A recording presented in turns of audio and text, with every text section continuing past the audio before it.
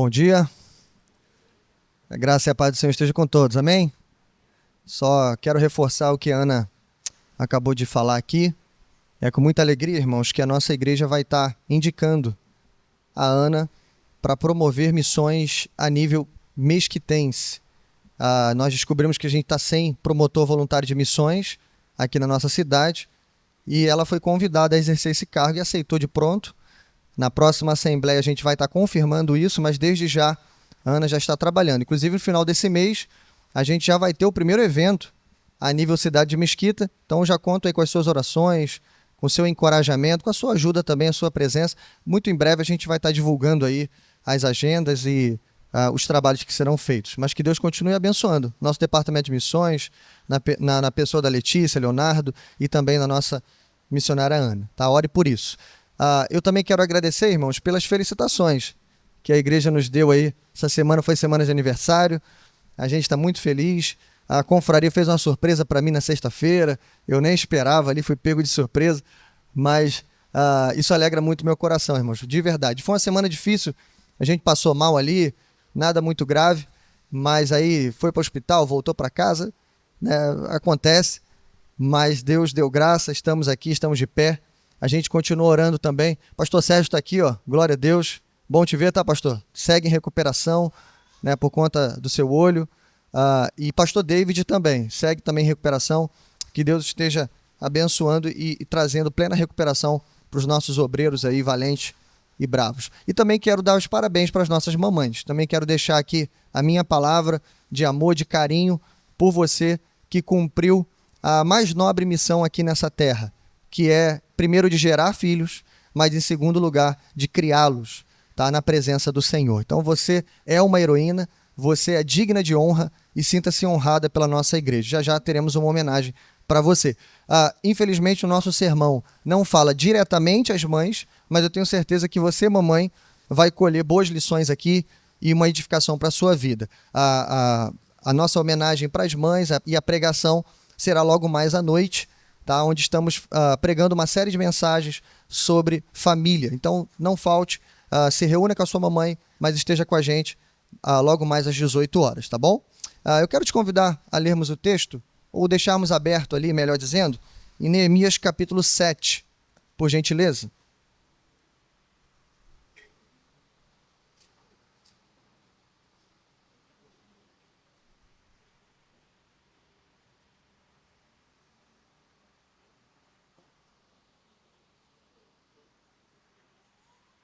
Deixa a sua Bíblia aberta, Neemias capítulo 7, dá para ver no quadro, né?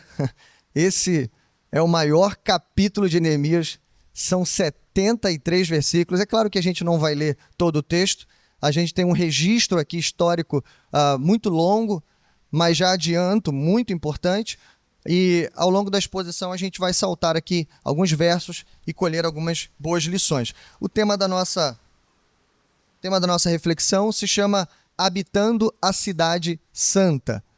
E eu quero falar um pouquinho sobre isso. Mas antes da gente entrar no texto, deixa eu mexer com você um pouco e trazer você para uma reflexão. Você já ouviu falar na Aliá judaica? Repito, Aliá judaica. Aliá é uma palavra hebraica que significa subida. E, obviamente, ela faz referência ao retorno dos judeus para a sua pátria, para a sua nação. Então, a ideia aqui é subir a Jerusalém. No caso, está voltando para Jerusalém.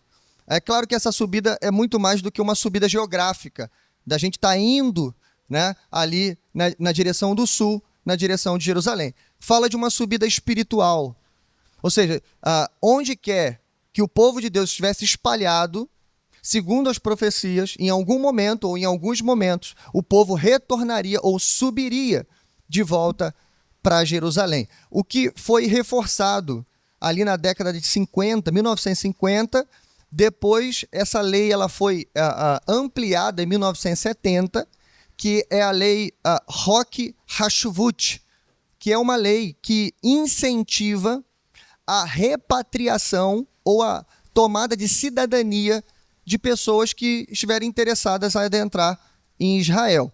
Eu vou deixar claro aqui, irmãos, que eu vou falar sobre a lei, mas não se sinta tentado, por favor. Não é para você pedir cidadania a Israel, por favor, tá? Mas deixa eu explicar para você. O que essa lei oferece em primeiro lugar? Preste atenção aqui. Ela oferece, em primeiro lugar, cidadania israelita para pessoas que não são israelitas. Então, qualquer pessoa, em tese, você vai ver, poderia adquirir essa cidadania. O que mais ela oferece? Ela oferece moradia gratuita no início, ela oferece um auxílio financeiro, tá ficando bom, né? Temporário, cursos gratuitos, inclusive o seu primeiro emprego. Até isso também é garantido.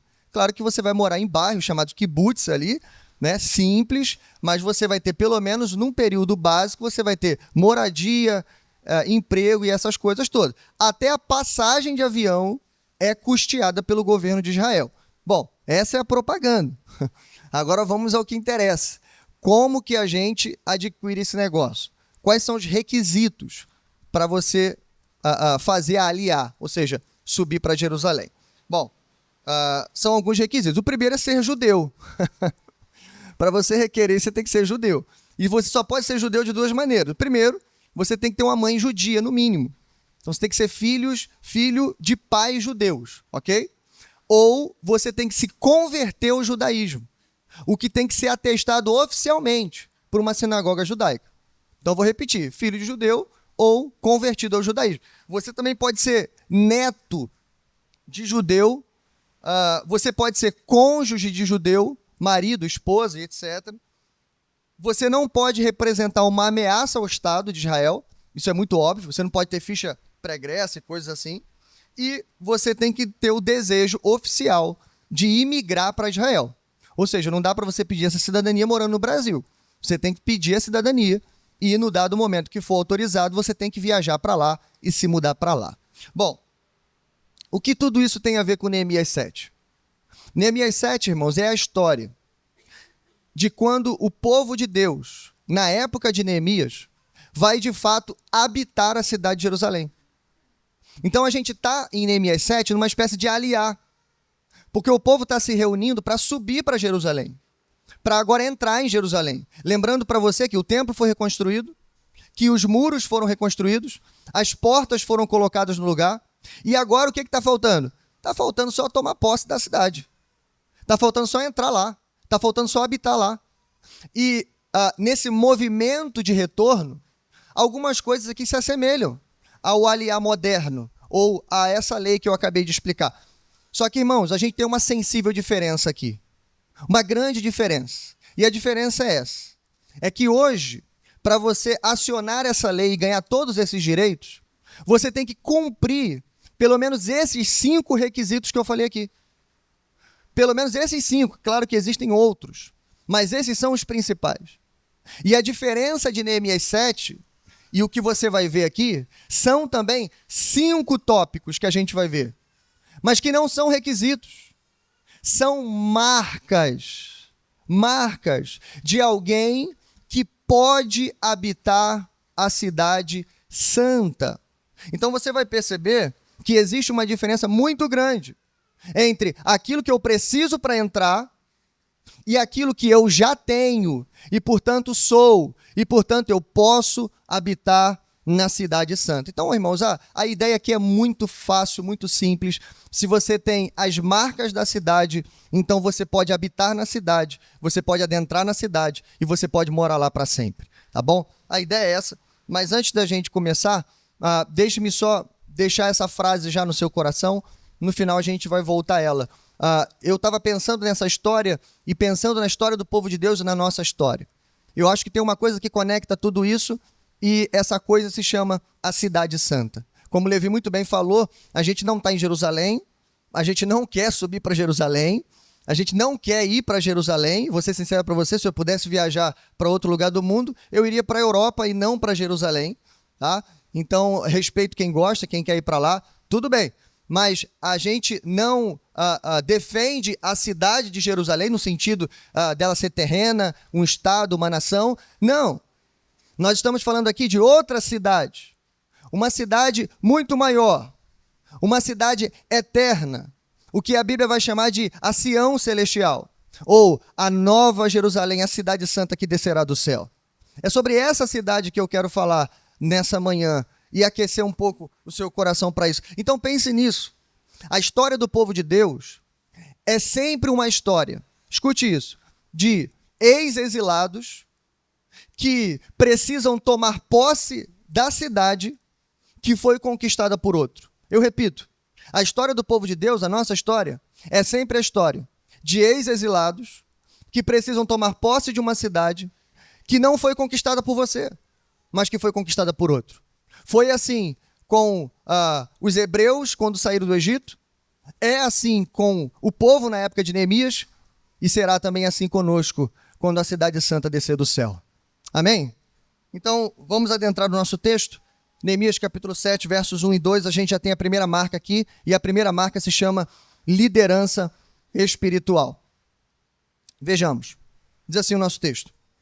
Depois que o muro foi reconstruído e que eu coloquei as portas no lugar, foram nomeados os porteiros, os cantores e os levitas para governar Jerusalém. Encarreguei o meu irmão Hanani e com ele Hananias, comandante da fortaleza, pois Hananias era íntegro e temia a Deus mais do que a maioria dos homens. Há uma verdade que precisa ser dita, irmãos. Neemias demorou 52 dias para conduzir o povo na reconstrução dos muros e das portas. 52. Enquanto o templo demorou anos, os muros e as portas demoraram 52 dias. Mas a verdade é que Neemias foi para Jerusalém para fazer uma reforma muito maior do que muros, pedras e portas. Neemias foi para ali para restaurar a vida e o coração do povo. Obviamente, ser um canal para isso. E isso vai demorar anos ainda. Isso vai demorar ainda um bom tempo. E a pergunta é, como é que ele começa? Por onde ele começa? E eu já disse, repovoando a cidade. Reconstruímos. Deixamos ela segura. Ela está bonita de novo. Ela está começando a ficar bonita de novo. Então o que tem que fazer? A gente tem que morar nela. A gente tem que tomar posse dela. A gente tem que habitar nela. Para fazer isso, o primeiro ato de Neemias é fazer o quê? É nomear cargos e delegar funções. Ou seja, é ser uma liderança espiritual. E é isso que o nosso texto diz que ele faz. Ele chama esses dois homens que a gente é apresentado, o Hanani e o Hananias, embora o nome seja parecido, são duas pessoas diferentes. Hanani é irmão de Neemias, ao que tudo indica, irmão de sangue dele. E Hanani é aquele homem que causou toda essa confusão, no bom sentido, né? Porque é ele que vai lá em Suzã mexer com Neemias. É ele que leva a notícia lá em primeiro lugar para Neemias. O coração de Neemias é enchido, é plenificado pela compaixão pelo seu povo e pela palavra de Deus, e Neemias volta e começa então toda essa batalha e essa saga que a gente tem visto aqui. Então esse é Hanani, homem de Deus. E o que Neemias faz? Neemias nomeia ele como governador de Jerusalém, uma espécie de subgovernador ou de co-governador. Então isso mostra, irmãos, que Neemias, o atual governador, sabia dividir o peso da tarefa, sabia dividir o peso da liderança. Então Neemias não é alguém arrogante, um líder solitário, egoísta, não. É alguém que entende, o ministério é pesado, a liderança é difícil, então eu preciso dividir essa carga.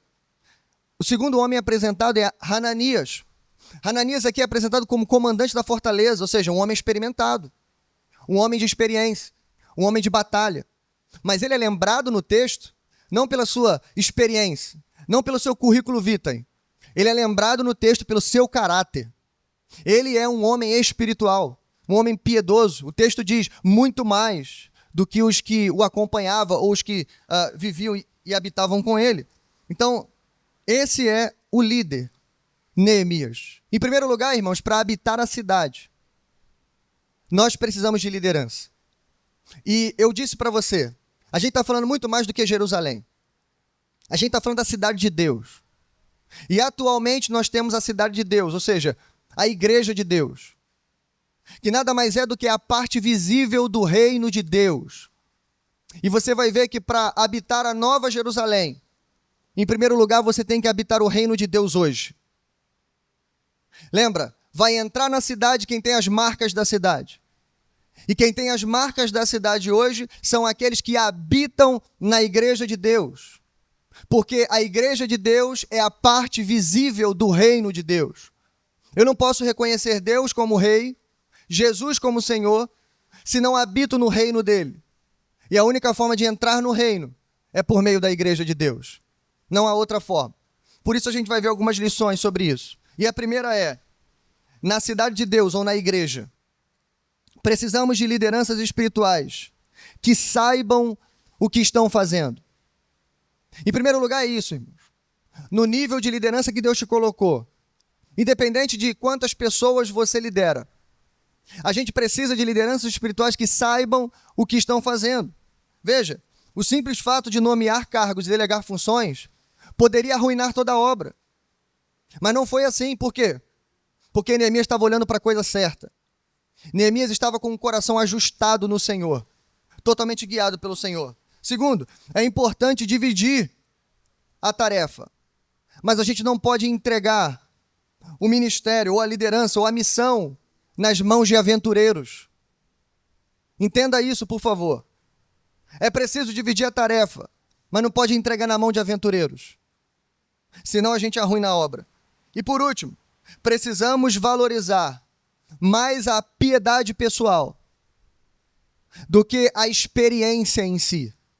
Entenda isso, irmãos. Não é um confronto à experiência. Pelo contrário. A ideia é que quanto mais experiência, mais piedade. Mas infelizmente não é assim em todos os casos. Às vezes, mais experiência, mais amargura. Às vezes, mais experiência, mais distanciamento do Senhor. Às vezes, mais experiência, mais imaturidade. Mas graças a Deus, que na nossa igreja, as pessoas mais experientes são as mais piedosas. Graças a Deus por isso, irmãos. Que Deus conserve a coroa dos cabelos brancos da sua cabeça. Que Ele continue alimentando e aquecendo o seu coração a cada dia. Bom, mas é isso que precisamos e foi isso que Neemias fez. Em primeiro lugar, liderança. Em segundo lugar, a segunda marca para a gente avançar, se chama zelo. Para habitar a cidade, é preciso ter zelo. Versos 3 e 4 dizem assim: Eu lhes disse, as portas de Jerusalém não deverão ser abertas enquanto o sol não estiver alto. E antes de deixarem o serviço, os porteiros deverão fechar e travar as portas. Também designarei moradores de Jerusalém para sentinelas, alguns em postos do muro, outros em frente das suas casas. Ora, a cidade era grande e espaçosa, mas havia poucos moradores e as casas ainda não tinham sido reconstruídas. Então, em segundo lugar, irmãos, é preciso ter zelo. Zelo pela casa de Deus. É preciso ter cuidado por esse lugar que o Senhor nos separou para servirmos a Ele, para nos reunirmos, para adorarmos o nome dEle. É preciso ter zelo, não somente pelo lugar, mas pelas pessoas que se reúnem aqui, uns pelos outros, e Neemias faz isso, e ele faz isso pelo menos de duas maneiras. Primeiro, ele organiza a troca das sentinelas. Para você pode parecer algo muito bobo, muito sem importância, mas para aquelas pessoas que ficavam ali horas e horas afinco, em pé, tomando conta da cidade, vigiando os muros, para elas fez toda a diferença. Ele mudou o horário da troca dos turnos, isso já ajuda mais o sentinela na hora de trocar, na hora de poder entregar o seu serviço. Mais ainda, ele designou sentinelas para guardar os muros. E veja, irmãos, isso aqui mostra zelo. Porque não é só construir os muros, não é só levantar, não é só proteger a cidade. E de fato foi isso que eles fizeram. Mas é zelar também por aquilo que Deus nos deu. Algumas pessoas têm dito, irmãos, uma grande verdade. Parece que é muito mais fácil lutar numa batalha do que manter a cidade depois da batalha. Do que repovoar a cidade depois da batalha vencida. É difícil, irmãos. Talvez seja mais fácil levantar, construir, do que manter aquilo que foi construído. Então, Neemias nos ensina isso e a gente já vai para a segunda lição. Na cidade de Deus ou na igreja, precisamos ser guardiões da porta e dos muros para zelar pelo que é nosso e para evitar a entrada de lobos ferozes no meio do rebanho. Aqui a gente entende de modo espiritual o que é que para nós, igreja, representa os muros e as portas da cidade. Nada mais do que isso, irmãos. Representa a entrada e a saída de pessoas.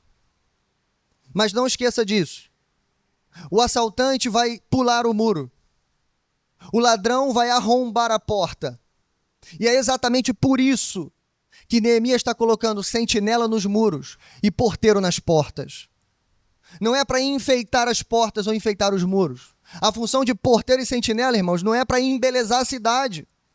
Não é para a gente olhar alguém, um lanceiro de longe, alguém com um fuzil, com uma espingarda, tomando conta daquele lugar. Não. Ele está ali para dissuadir. Ele está ali para espantar o homem mau. Ele está ali porque tem perigo. E não é diferente disso na igreja do Senhor. Existem perigos, irmãos. Veja o que Paulo escreveu em Atos capítulo 20, verso 29.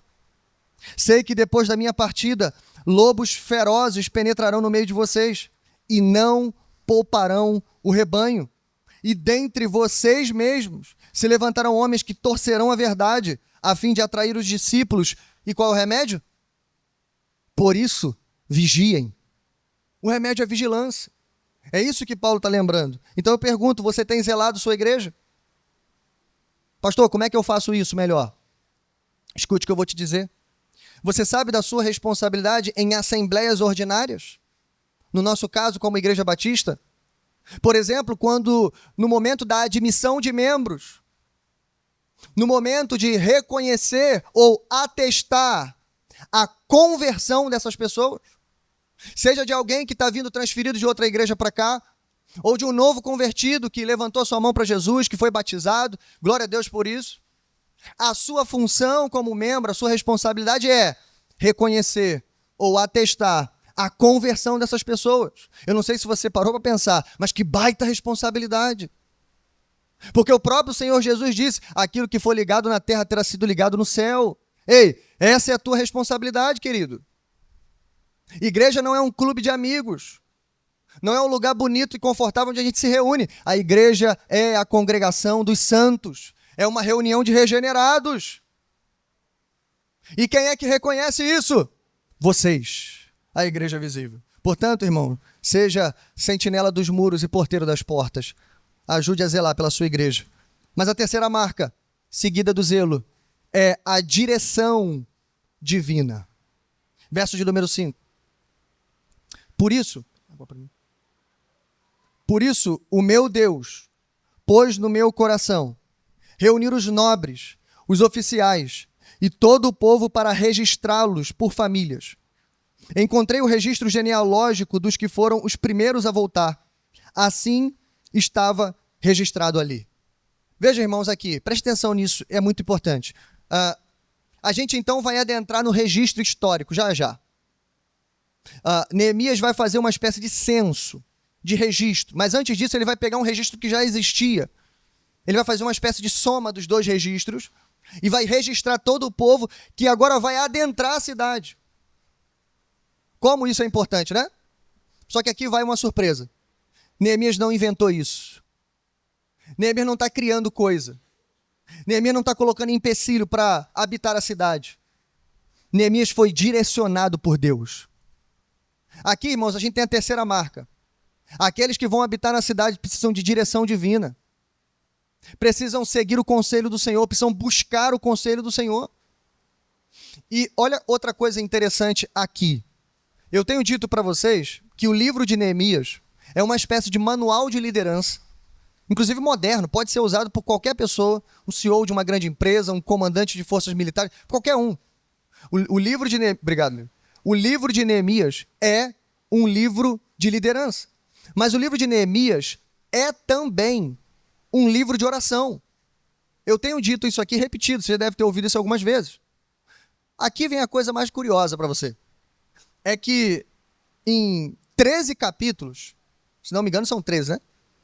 Em 13 capítulos, Neemias faz 12 orações. Ou seja, é quase que uma oração por capítulo. Não dá isso, mas 13 capítulos, 12 orações. O único capítulo onde Neemias não ora é o capítulo 7. Isso é curioso pensar. Porque Neemias é um homem de oração. Até quando ele não fala, o texto fala, e ele orou em pensamento. Até quando o texto não registra, o texto diz, e Neemias orou. Ele é um homem que ora. Mas aqui ele não orou. Mas é claro que a sua oração também é pressuposta no capítulo 7. Sabe por quê? Não tem oração, mas tem resposta de Deus. Entende isso? Tem direção de Deus. Irmãos, Deus vai dirigir e vai responder qualquer um dos seus filhos que o buscar de todo o coração. É simples assim. Então está pressuposto aqui que Neemias orou mais uma vez. Eu imagino o povo se afileirando, o povo chegando com suas caravanas, fazendo o seu aliar, chegando às portas de Jerusalém. Eu imagino aqueles que ainda não viram a cidade construída, cercada, murada, que estiveram ali há anos atrás e viram tudo destruído. Agora eles estão emocionados, felizes, louvando a Deus. E enquanto eles estão se enfileirando, Neemias está orando ao Senhor e fazendo uma simples pergunta: Senhor, como vamos repovoar essa cidade? O que a gente tem que fazer em primeiro lugar? Me dá uma direção. O que é mais importante? Por onde eu começo? O que eu faço? Deus respondeu: faz um censo. Faz um registro. Calma, você já vai entender por que disso. Mas antes, irmãos, eis a terceira lição. Na cidade de Deus, ou na igreja, precisamos de pessoas guiadas pelo Espírito e não emocionadas. Eu disse, irmãos, o povo estava ali provavelmente emocionado. E de fato a gente fica emocionado quando a gente vê a obra de Deus acontecendo, os milagres de Deus, o povo de Deus reunidos, tudo é maravilhoso. Mas, de novo, irmãos, o ministério não é uma grande aventura. O ministério não há espaço para preferências pessoais. Não é o que o pastor Miguel quer fazer. Não é o que cada um de nós, ou a direção que cada um de nós quer assumir. Mas é a direção que Deus traçou para a nossa igreja. Dentro desse plano grandioso e extraordinário, que é o plano do reino de Deus. Quando Deus vai salvar pessoas através do seu Filho Jesus, por meio da sua igreja. Então a gente tem que perguntar a Deus: Senhor, para onde a gente tem que ir? Qual direção tomar? Seja na sua vida privada, pessoal, mas sobretudo, irmãos, na vida da igreja. Deus quer ser consultado no quesito habitar a cidade. E segundo, precisamos falar, mas aprender a ouvir. Neemias é alguém que fala muito com Deus, mas Neemias é alguém também que para ouvir a voz de Deus. Será que a gente tem escutado Deus na nossa geração, nos nossos dias, nos nossos empreendimentos, nas nossas decisões? Você tem caminhado à medida em que Deus tem te respondido? Você lembra de Neemias lá no início da história, lembra? Quando ele saiu de uma vez por todas lá da Pérsia, do Império Persa, de Suzã, e ele vai para Jerusalém. Quando ele chega na cidade, a primeira vez dele na cidade, ele demora 3 dias para agir. Ele fica esperando, e a gente aprendeu naquele texto que estava pressuposto no texto de que Neemias estava esperando a resposta de Deus. Neemias estava esperando o momento certo de agir. Irmãos, a gente precisa esperar pela resposta do Senhor. Guarde isso no seu coração. Mas a quarta marca para a gente seguir.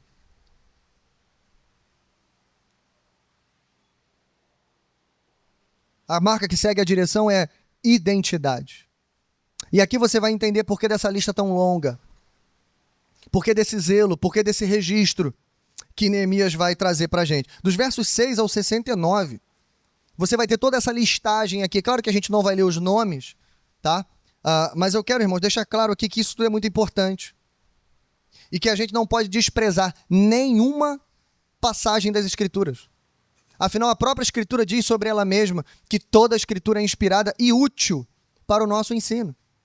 E você vai ver que tem coisas aqui úteis para a gente. Versos 6 e 7 dizem assim: estes são os homens da província que voltaram do exílio, os quais Nabucodonosor, rei da Babilônia, havia levado prisioneiros.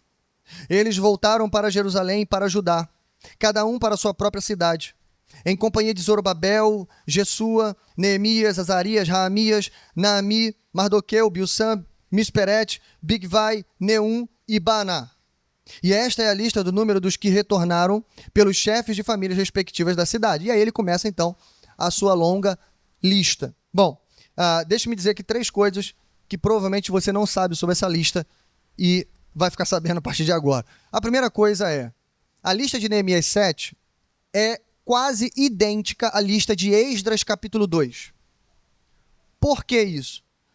Porque eu disse para você, para escrever um novo registro, Neemias se apoia no registro anterior.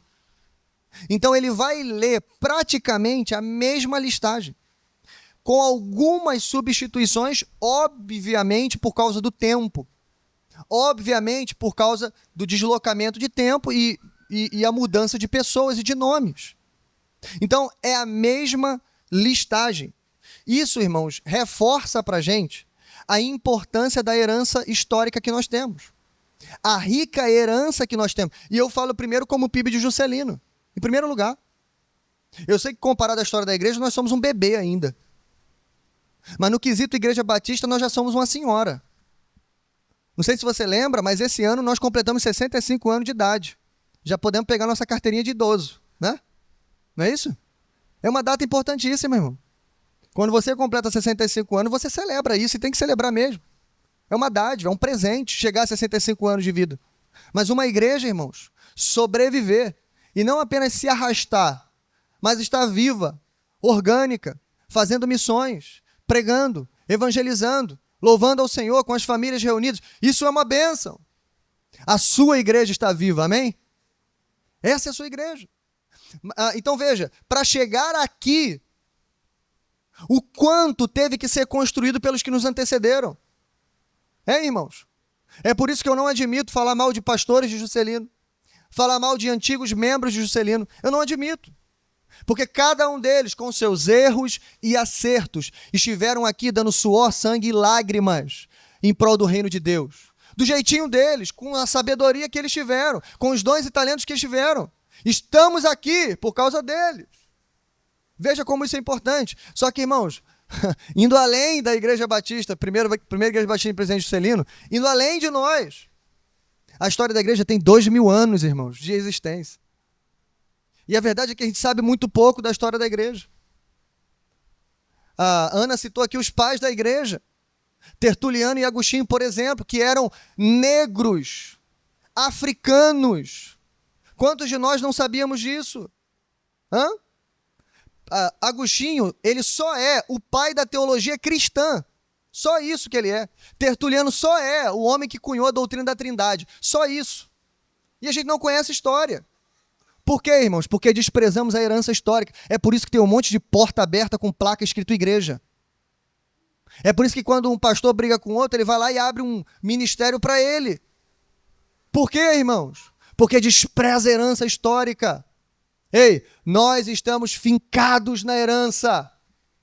Essa igreja tem uma herança de mais de 150 anos de existência, quando os missionários batistas do sul dos Estados Unidos chegaram no Brasil. E se você remonta aos Estados Unidos, a nossa história remonta aos puritanos na Inglaterra, com mais de 400 anos de história. E se você vai aos puritanos, eles saíram de onde? Dos reformadores. Retrocede 100 anos, 500 anos de história. Os reformadores não saíram do nada. Eles saíram de dentro da Igreja Católica. Eles reformaram de dentro para fora. Ou seja, mais de 1.500 anos de história, totalizando 2.000 anos de história. Então, irmãos, a herança é importante. A gente precisa valorizar ela e é isso que Neemias está fazendo. Em segundo lugar, essa lista foi muito bem organizada. Se você tiver um tempinho para parar e ler, você vai ver, irmãos, que ela funciona muito bem como um registro que a gente tem na igreja, numa assembleia ordinária. As pessoas foram separadas por famílias, por cidade, por serviço, enfim, até quem não conseguiu o registro da sua linhagem, está lá registrado, esse grupo aqui não conseguiu o registro, esse grupo aqui não tem lastro histórico. Então, o que vai fazer? A gente vai aceitar na cidade, mas não pode ser sacerdote. Por quê? Porque a lei de Deus é clara. Tem que ter origem, tem que vir da família tal. Então, veja, irmão, seriedade, discrição, ordem. Mas em terceiro lugar, essa lista foi necessária, escuta isso, para o avivamento que virá logo depois. O avivamento em Neemias está chegando. Só que sabe qual é o curioso? Que teve avivamento em Esdras também. E o avivamento, parece um padrão, sempre segue o registro histórico. Sabe por quê, irmãos? Porque isso aqui é mais do que um registro histórico. Isso aqui é a recuperação da nossa identidade. O povo que não sabe de onde veio, não sabe para onde vai. O povo que não sabe a sua origem, não sabe quem é. Por isso que a gente tem que resgatar a nossa história. Por isso que a gente tem que resgatar o registro. Então, esse é o esforço de Neemias daquele povo. Resgate de identidade. E veja se não é isso que Deus sempre faz. Deus reúne o seu povo. Ele fez isso em Esdras, fez agora. Depois, Deus redefine a identidade por meio de um registro. E depois, Deus restaura o seu povo por meio da sua palavra. É o que a gente chama também de avivamento. Maravilha, né? Então escute isso. Na cidade de Deus ou na igreja, precisamos entender que Deus utiliza meios ordinários para preparar o caminho para o seu avivamento extraordinário. Se você não entender isso, irmão, você infelizmente não entende o funcionamento da igreja. Tem gente que acha chato, pesado, né? Um tanto desnecessário. É porque não entendeu as coisas. Não sei se você sabe, mas eu não fui criado na igreja batista. Eu venho de uma outra tradição religiosa, evangélica. E o motivo pelo qual eu me tornei batista não foi teológico. Sabia disso? Não foi. Até porque eu já era batista de coração há muito tempo. Né? Mas não foi teológico. O motivo pelo qual eu me tornei batista foi administrativo. Igual o Felipe Barbosa uma vez falou aqui também, recém-chegado na igreja. Foi assistir uma Assembleia Geral Ordinária. Aquilo me ganhou. Quando eu vi o tesoureiro lá na frente, coisa que vocês desprezam, lendo o relatório financeiro, aquilo ali para mim, irmãos, foi uma mudança de paradigma. Que eu vim de uma tradição que se você pedisse o relatório, o pastor chorava, achando que você estava desconfiando dele. Então, por favor, não despreze o ordinário, porque Deus ele se manifesta através disso, através dessas pequenas coisas. Ele vai trazer o avivamento extraordinário por meio do ordinário. Amém? Glória a Deus por isso. Mas em quinto, ou melhor, antes disso, dos versos 61 a 65, irmãos, a gente ainda tem aqui uma notícia para a gente sair da identidade. Aqui a gente tem também o registro das doações voluntárias daquele povo. E eu não posso passar por aqui sem falar sobre isso, mas eu prometo ser breve aqui. Ou melhor, perdão, eu pulei aqui. Do 61 ao 65, você tem um registro daquelas pessoas que eu já falei que não conseguiram provar a sua origem. Não conseguiram dizer de onde elas eram, ou de que famílias elas eram. E como eu disse para você, o resultado foi, pode entrar na cidade, mas não pode ser sacerdote. Isso aqui, irmãos, traz uma lição que eu não posso passar por cima dela e avançar para o próximo tópico sem falar sobre isso. Por quê, irmãos? É claro que a gente quer crescimento. É óbvio. E é maravilhoso ver como a nossa igreja tem crescido a cada dia. Mas a exemplo de Neemias aqui, desse povo, nós queremos crescimento, mas não ao custo ou ao preço de colocar qualquer um no serviço. Não ao preço de crescer atropelando a lei de Deus, ou o conselho de Deus, ou a vontade de Deus. E infelizmente, irmão, dá tristeza. Mas é isso que muitos lugares têm feito. Crescem, estão abarrotadas de gente, na mesma velocidade que entram, saem, e infelizmente não tem classe de novos membros, não tem discipulado, não tem raiz, não tem firmeza, não tem identidade, não tem herança histórica, não tem. É triste ver isso. Mas o que a gente aprende aqui é, a gente precisa levar o serviço do Senhor a sério. Ele deixou escrito na sua palavra e registrado para a gente.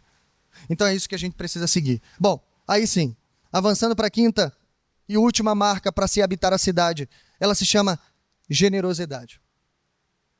Verso 70 diz assim, alguns dos chefes das famílias contribuíram para o trabalho. O governador deu à tesouraria 8 quilos de ouro, 50 bacias e 530 vestes para os sacerdotes. Alguns dos chefes das famílias deram à tesouraria 160 quilos de ouro e 1.320 quilos de prata para a realização do trabalho. O total dado pelo restante do povo foi de 160 quilos de ouro, 1.200 quilos de prata, 67 vestes para o sacerdote. Só para a gente encerrar, você precisa colocar isso no seu coração. Escute isso, irmãos. A quinta e última marca é generosidade. Pelo simples motivo que, quando Deus restaura o nosso coração, Ele converte o nosso bolso. Segundo alguns estudiosos, é o órgão mais difícil de se converter, mais difícil de se acessar. É o bolso, é o órgão pulsante da nossa vontade e desejo. Então, por favor, entenda isso. O povo não estava numa situação boa. Escute isso. A gente não está falando dos mais abastados aqui. A gente não está falando aqui daqueles que tinham o que sobrava. Você pode ter lido os chefes das famílias. E você pode pensar, os chefes tinham dinheiro. Não necessariamente. O verso de número 4 diz, as casas ainda não tinham sido reconstruídas. Eles estão povoando uma cidade sem casas. Parou para pensar nisso? Ou seja, eles vão entrar numa cidade que tem muro, tem porta, tem templo, mas e as casas como é que estão? Tá em ponto de laje. Tá sem parede, mas tá bom, dá para levantar alguma coisa ali. Deu para entender? Eles vão ter que começar a obra deles. E o que eles fazem? Eles ofertam para a cidade. Aqui não é nem o templo, é a cidade. Por alguns motivos, irmãos, que eu quero deixar claro para você. Porque a generosidade é a prova de quem recuperou a sua identidade. É isso, irmãos. Generosidade não é de quem sobra. Não é de quem tem muito. Não é de quem é abastado. Generosidade é quem tem um coração liberal. Segundo, é de quem sabe que Jerusalém agora é a sua prioridade. É de quem entendeu que aquela cidade é muito mais do que uma cidade. Que o nosso trabalho não é embelezar as coisas. Não é simplesmente colocar postos, sentinelas e criar estruturas. Mas de que aquela cidade é o meio pelo qual Deus vai salvar o mundo. Entende, irmãos? Generosidade é de quem fez da sua igreja a sua prioridade. E aqui quem está falando para você é um chefe de família que vive com dificuldade também, igual você, igual todo brasileiro. Que na hora de pagar o boleto começa a suar em cima da mesa, não é isso? É isso aí. Então, se a gente não tiver prioridade e não colocar isso realmente como um ato de fé, a gente não cumpre, irmão. É por isso que a gente fala o tempo todo na igreja, e geralmente quando não sou eu, mas o pessoal da equipe, a gente está sempre lembrando, irmãos, esse aqui é um ato dos membros da nossa igreja, você que preparou, como Rose falou hoje, né? Você que preparou o seu culto, a sua oferta, traz aqui à frente. Por quê, irmãos? Porque isso aqui não é um ato obrigatório. Isso aqui é um ato de coração. Ninguém enfileirou aquelas pessoas, botou uma arma na cabeça delas e falou, cada um tem que deixar 1 quilo de prata aqui. Não! Foi voluntário. Isso é generosidade. Isso aqui é conversão, irmãos. Deus tenha misericórdia de nós. Eu oro para que o nosso bolso seja também convertido. Bom, para a gente encerrar então, eu quero voltar àquela frase inicial, lembrando para você as 5 marcas que a gente viu até aqui: liderança, zelo, direção, identidade e generosidade. E eu falei lá no início para você sobre o paralelo que eu enxergo entre Neemias, aquele povo, adentrando Jerusalém, e nós também, que daqui a pouquinho a gente vai estar entrando em Jerusalém, amém? Amém? Daqui a pouquinho. E que a história do povo de Deus é sempre uma história de ex-exilados que precisam tomar posse da cidade que foi conquistada por outro. É maravilhoso porque até aqui você entendeu que essas 5 marcas não são requisitos. Deus não está exigindo nada de você. Ou você tem, ou você não tem. Jesus não disse, vocês precisam ser o sal da terra e a luz do mundo. Ele disse, vocês são o sal da terra e a luz do mundo. Essa é a diferença de requisito para marcas. Ok? Mas há ainda, irmãos, um paralelo poderoso, que eu quero encerrar fazendo ele. E para fazer isso, eu preciso que você me acompanhe na leitura de Apocalipse capítulo 20. A gente vai saltar alguns versos aqui, por causa do nosso tempo, mas eu queria que você olhasse a semelhança maravilhosa que a gente tem entre esses 2 capítulos. Maravilhosa. Um tanto evidente. Olha isso, por favor, comigo. Apocalipse capítulo 20, verso 1 inicialmente. Então eu vi um novo céu e uma nova terra, pois o primeiro céu e a primeira terra tinham passado, e o mar já não existia. Olha a cidade aqui, ó. Vi a cidade santa, a nova Jerusalém, que o quê? Fazia o que ela? que descia do céu. Eis aqui a semelhança, mas a primeira diferença também. Lembra? Para ir para Jerusalém, a gente tem que fazer o quê? A gente tem que subir. Lembra? Aliar, subida. Mas no fim dos tempos, quando Jesus Cristo retornar, não é a gente que sobe para Jerusalém, é Jerusalém que desce até a gente. Amém? Então anota aí. Essa é a primeira grande diferença desse paralelo maravilhoso. Mas seguindo, descia do céu da parte de Deus, preparada como uma noiva adornada para o seu marido. Ouviu uma forte voz que vinha do trono e dizia: agora o tabernáculo de Deus está com os homens, com os quais ele viverá. Eles serão os seus povos e o próprio Deus estará com eles e será o seu Deus. Deixa eu parar aqui para ler o verso 4, que você conhece provavelmente de cor. Mas escuta isso.